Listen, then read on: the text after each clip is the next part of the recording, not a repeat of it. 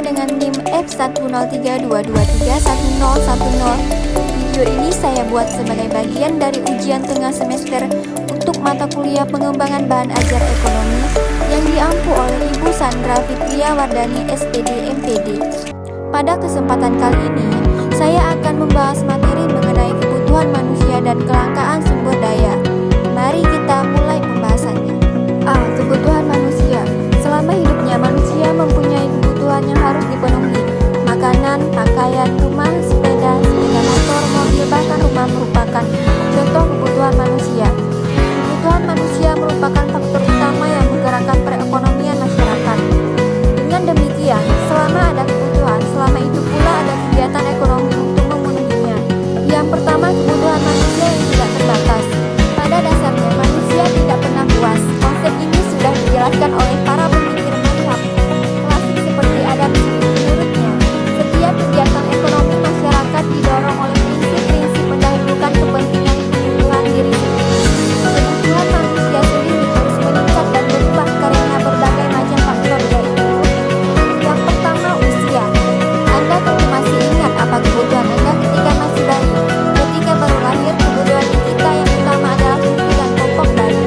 Sejak usia 4 bulan kita sudah membutuhkan makanan lumat seperti bubur.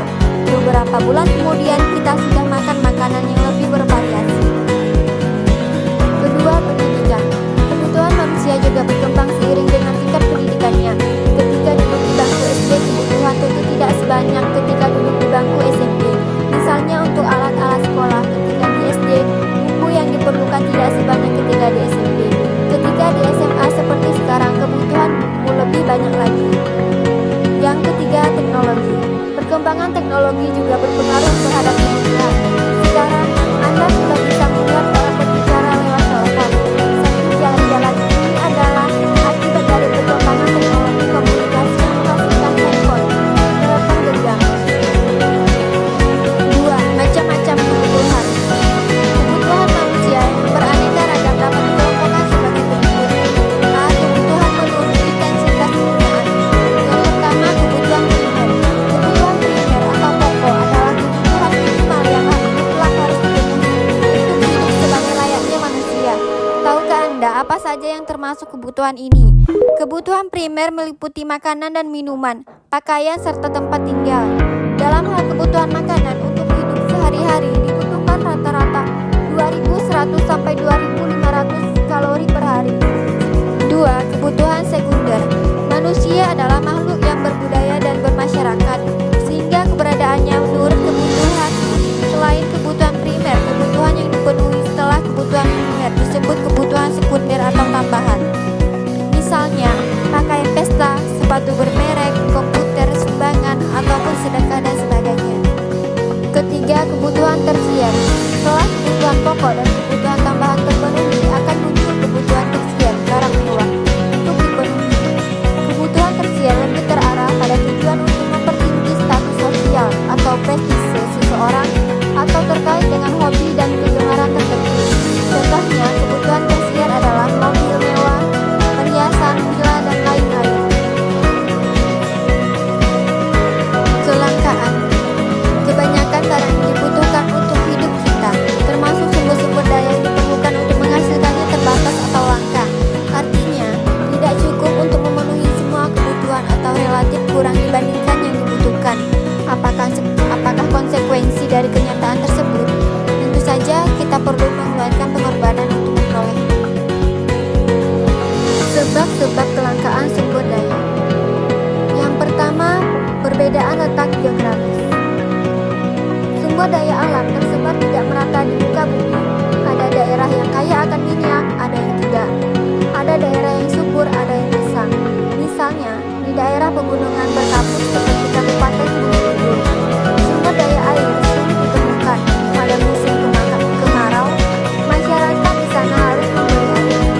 Berbeda dengan masyarakat di dataran rendah yang bisa mengambil air sumur. Kedua, cepatnya pertumbuhan penduduk. Pertumbuhan penduduk yang lebih cepat dibandingkan pertumbuhan produksi barang dan jasa akan menyebabkan kesenjangan antara kebutuhan dibandingkan persediaan barang dan jasa.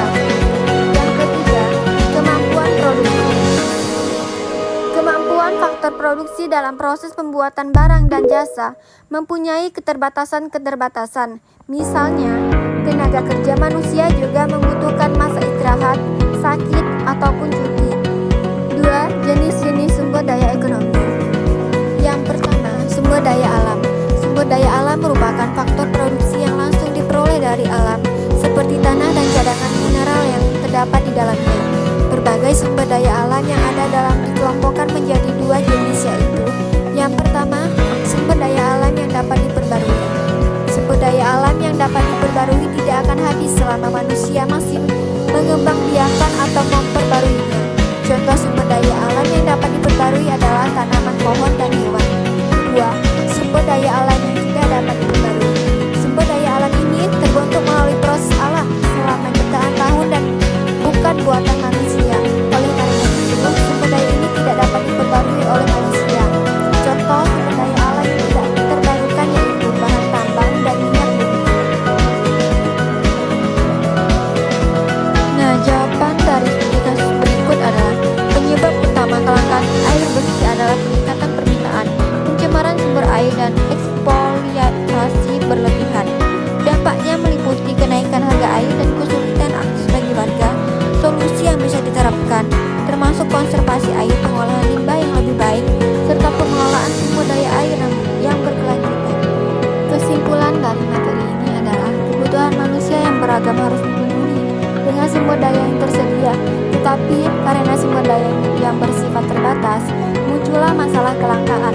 Oleh karena itu, manusia harus bijak dalam mengelola sumber daya yang dapat memenuhi kebutuhan secara efisien dan berkelanjutan. Pemahaman tentang konsep kebutuhan dan kelangkaan ini penting agar kita dapat mengambil keputusan ekonomi yang tepat, baik dalam kehidupan sehari-hari maupun dalam skala yang lebih luas. Sebagai seorang siswa, mari kita pahami lebih baik konsep kebutuhan manusia dan kelangkaan sumber daya, agar kita bisa menjadi individu yang bijaksana dalam menggunakan sumber daya yang ada. Terima kasih telah mengikuti pembelajaran pada hari ini. Semoga apa yang telah kita pelajari bermanfaat dan dapat diterapkan dalam kehidupan sehari-hari. Sampai jumpa di video berikutnya. Semoga bermanfaat.